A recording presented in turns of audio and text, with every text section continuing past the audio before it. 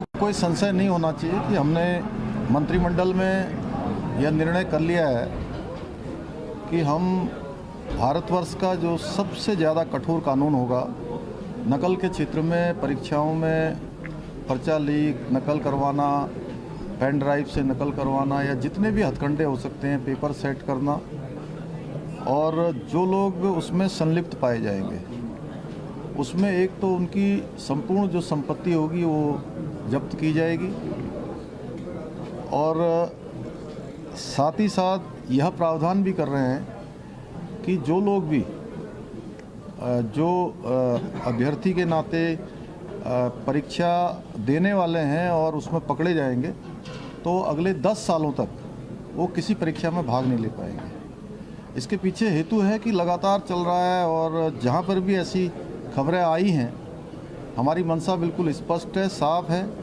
कि हम 1% का भी 0.01% का भी कोई भी इसमें समझौता नहीं करना चाहते। ये पारदर्शी होनी चाहिए और जितनी भी गंदगी है पुरानी, वो सारी गंदगी साफ हो और एक नया अध्याय इस क्षेत्र में शुरू हो। उसके लिए ज़रूर हमको मशक्क़त करनी पड़ रही है। मैं सबसे कहना चाहता हूँ कि हमारी मंशा भी स्पष्ट है, हमारी नीयत भी स्पष्ट है और हम काम भी बिल्कुल स्पष्ट करना चाहते हैं।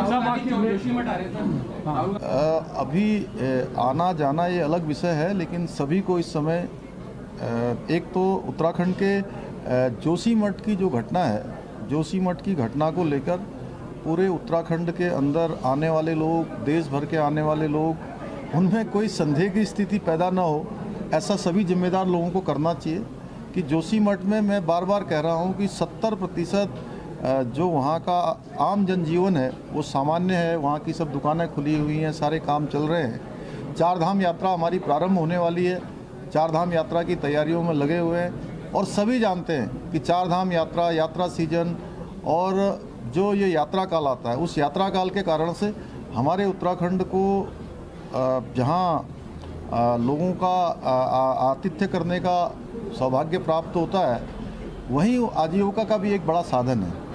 इस नाते कहीं पर इतनी गड़बड़ नहीं है जितना उसको प्रदर्शित किया गया है। मैं सभी से कहना चाहता हूं कि ये ज़रूर ध्यान रखें कि राजनीति और अन्य चीज़ें करते समय कि कहीं उत्तराखंड के उन लोगों के साथ जिनका काम चलता है, जिनका अपना व्यापार चलता है, या मैं कहूं कि आजीविका चलती है, कहीं उसको कहीं जाने अनजाने में कोई नुकसान तो नहीं पहुंचना है।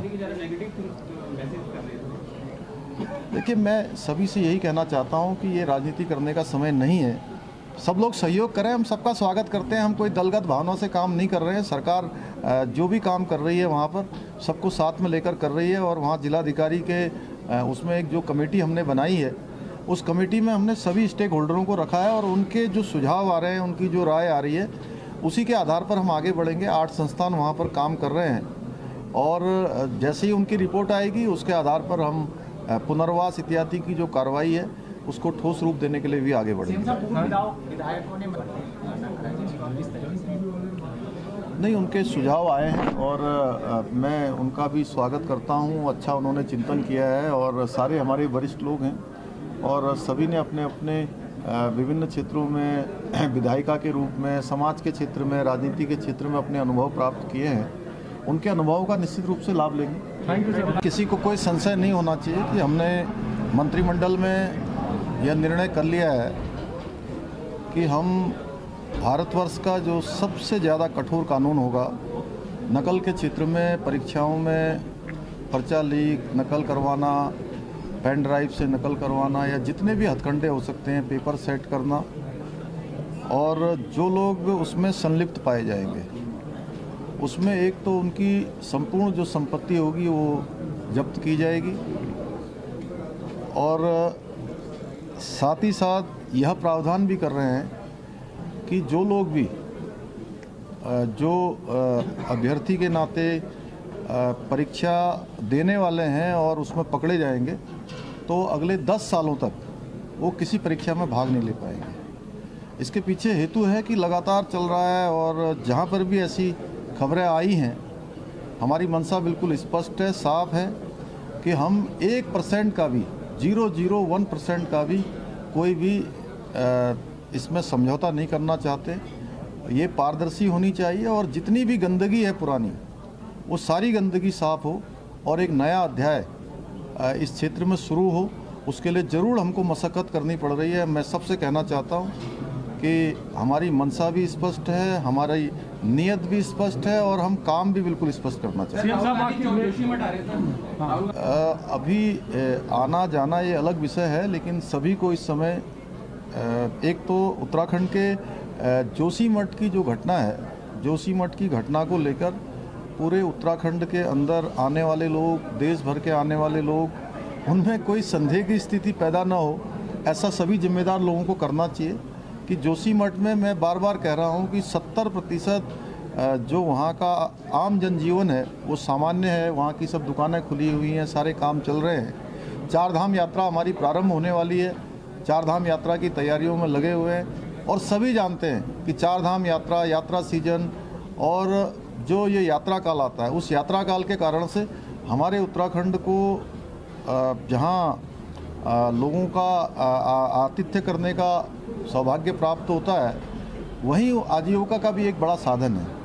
इस नाते कहीं पर इतनी गड़बड़ नहीं है जितना उसको प्रदर्शित किया गया है। मैं सभी से कहना चाहता हूं कि ये ज़रूर ध्यान रखें कि राजनीति और अन्य चीज़ें करते समय कि कहीं उत्तराखंड के उन लोगों के साथ जिनका काम चलता है, जिनका अपना व्यापार चलता है, या मैं कहूं कि आजीविका चलती है, कहीं उसको कहीं जाने अनजाने में कोई नुकसान तो नहीं पहुंचना है।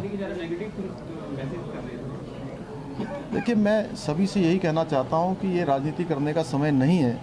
सब लोग सहयोग करें, हम सबका स्वागत करते हैं। हम कोई दलगत भावनाओं से काम नहीं कर रहे हैं। सरकार जो भी काम कर रही है वहाँ पर सबको साथ में लेकर कर रही है और वहाँ जिलाधिकारी के उसमें एक जो कमेटी हमने बनाई है, उस कमेटी में हमने सभी स्टेक होल्डरों को रखा है और उनके जो सुझाव आ रहे हैं, उनकी जो राय आ रही है, उसी के आधार पर हम आगे बढ़ेंगे। 8 संस्थान वहाँ पर काम कर रहे हैं और जैसे ही उनकी रिपोर्ट आएगी उसके आधार पर हम पुनर्वास इत्यादि की जो कार्रवाई है उसको ठोस रूप देने के लिए भी आगे बढ़ेंगे।